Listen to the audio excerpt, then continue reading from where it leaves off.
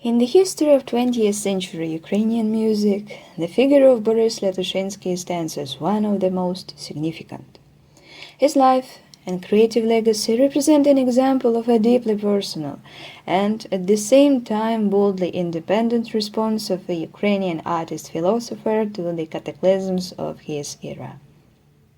The thematic and conceptual breadth of the master's music, the universal nature of his artistic activity, and the innovative quality of his compositional thinking have justly determined his place in the history of national musical culture as a classic of the 20th century, a creator of the modern canon.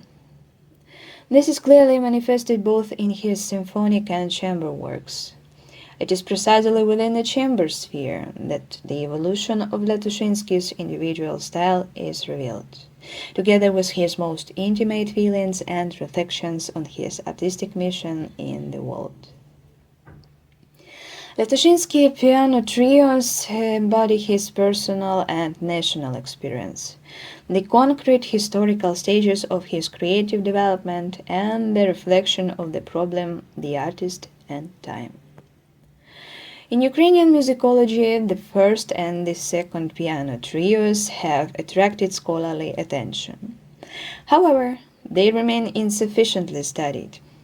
No comprehensive, systematic analysis exists.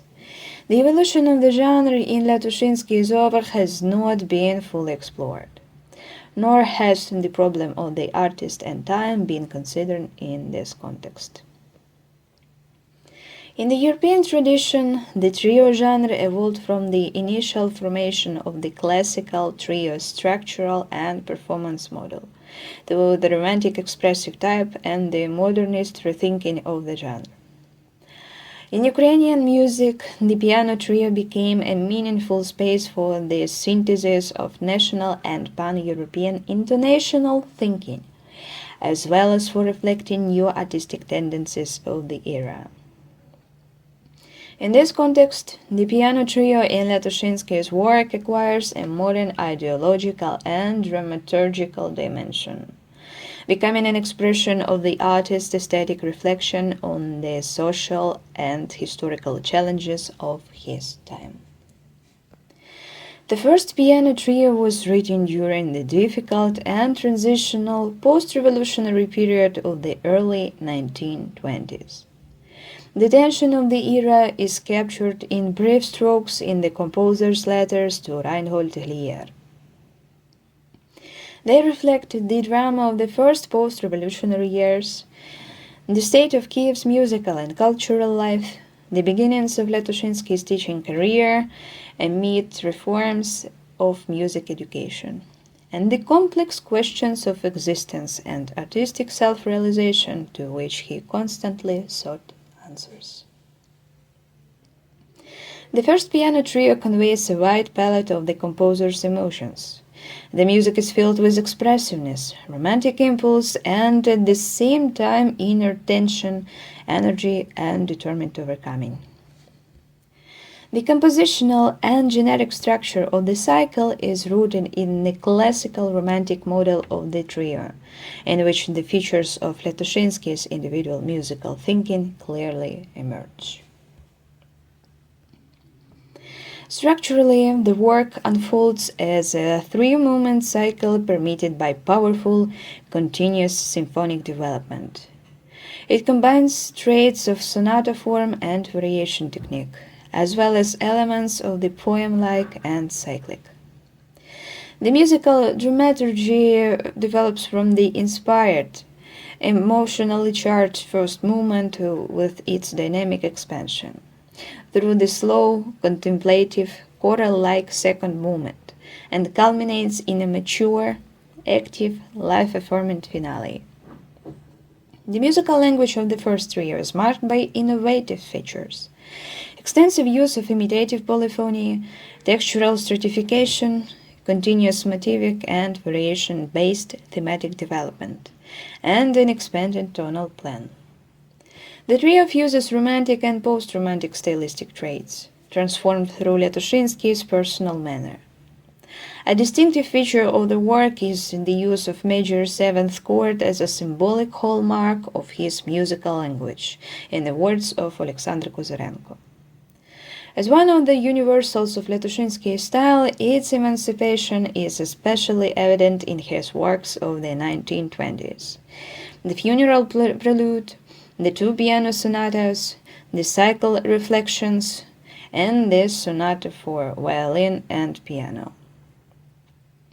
Through this means, the music reveals the idea of expressive romantic striving combined with an aspiration toward an objective comprehension of the new reality. Despite the difficult social conditions, the romantic ideal of beauty remained for Lyatoshyns'kyi a means of deep emotional and intellectual self-expression. In contrast, the second piano trio is conceived in a new light, under the tragic, historically specific conditions of war. Written in 1942 during evacuation, the second piano trio responds directly to a tragic historical reality. The work represents a qualitatively new level of philosophical and symphonic generalization, a heightened dramatic intensity. It emerges as a kind of monologue reflection of an artist shaped by life and social experience. A musical diary interweaving pain and anxiety, hope and dignity, will and resistance. Here one senses Lyatoshyns'kyi's deep connection to his homeland and his self-awareness as a part of a nation. The scale of the idea is reflected in Lyatoshyns'kyi's innovative rethinking of the trio's compositional and generic organization. The work is shaped as an expanded four-movement cycle drawing on sonata, ternary, and variation forms. Unlike the first trio, rooted in the romantic model, here Lyatoshyns'kyi turns to the Beethovenian conception of the genre, one that unfolds like a four-movement sonata-symphonic cycle. Significantly, Lyatoshyns'kyi organically combines in this classical tradition with the national epiko-romantic one, particularly with the Duma style. The thematic material of the second trio, which becomes the intonational foundation of the entire cycle, reveals the subtlest shades of its ideological meaning and the multidimensionality of psychological states. The variant variation principle guiding its development immediately directs the music toward enhanced dramatic expression and the symphonization of the work. This is reinforced by its modal-harmonic language, rhythmic improvisational qualities, polymetric features, and rich textures. The dramaturgy unfolds from the powerful, objectively epic opening of the first movement, Intrada, and the tragic second movement in the character of a ballad, through the luminous, pastoral yet elegiac intermezzo, and culminates in a majestic finale. The finale is based on the lyrical, drawn-out folk song Hey Ulyssi, Ulyssi, Hey in the forest, through which the composer conveys feeling of deep sorrow, grief, and solitude. Written as a theme with 11 variations, the finale is a unique example of this form in European chamber music of the time. Within the cycle, it functions as a form within a form, expanding to the scale of an independent monumental work. The variations seem to embody stages of inner transformation, emotional and psychological states ranging from sadness and grief through tragedy to affirming strength. The finale is marked by active, genre-intonational transformation of the thematic material, its symphonization, refined timbral register dramaturgy, and dynamic textual changes. Both the first and the second piano trio were composed during some of the most challenging years of Lyatoshyns'kyi's life and of the country's life, the 1920s and 1940s respectively. They are examples of the symphonization of the chamber instrumental cycle and vividly reflect the atmosphere of their epoch and the composer's place within it. The complex thoughts and feelings embodied in these chamber works rise to the level of universal human significance.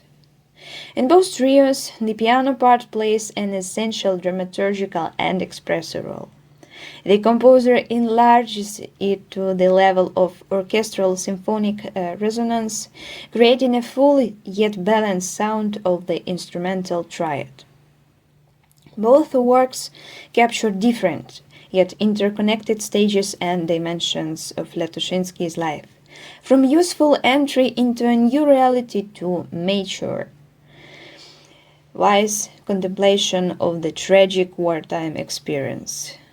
Each trio resembles a concise musical symphonic essay about human existence, time, memory, and the artist's responsibility.